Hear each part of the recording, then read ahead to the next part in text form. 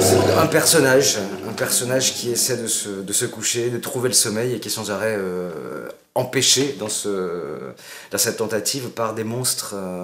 Alors après avoir réglé leur sort aux monstres convenus, c'est-à-dire les monstres dont tous les enfants ont peur, les fantômes, les loups, les vampires, etc.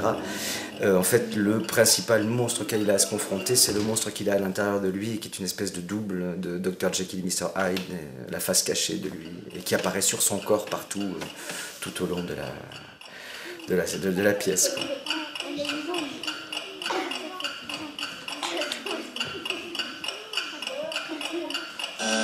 Et j'ai fait des résidences dans des écoles pour tester des choses. Et donc je crois que j'ai terrorisé 2 ou 3 enfants. Pourtant, franchement, ça n'a pas été fait. J'ai pas fait un spectacle pour faire peur aux enfants. Mais il n'empêche que, par exemple, dès que je disparais, que je passe dans des formes plus larvaires avec la couette et tout, il y a eu des tout petits qui n'ont pas supporté. Je pense qu'il devait y avoir des terreurs nocturnes liées à la possibilité de la disparition dans la couette ou des choses comme ça. Donc j'ai eu des petits... Mais sinon, oui, j'ai testé plein de ces éléments-là avant de réellement les choisir pour le spectacle.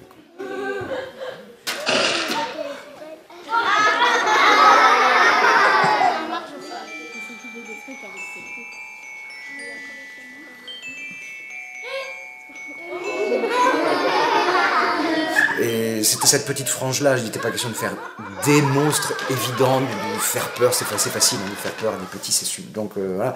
Mais de jouer sur à la fois ce personnage qui est rassurant et je vois bien dès que j'ai les lunettes, le phénomène des lunettes à l'envers là, ça les fait vachement rire et en même temps dès que je crée du silence avec ça, il faudrait pas qu'ils s'approchent trop celui-là par exemple. Et c'est moi, et ils me reconnaissent et en même temps ils me perdent. Et ça c'est ça qui m'intéressait aussi, c'est le fait qu'ils puissent dire, surtout que là c'était un peu plus grand, mais c'est lui, mais il est à l'envers, mais en même temps, bon c'est lui il est à l'envers, mais enfin il faudrait quand même pas qu'il bouge quoi.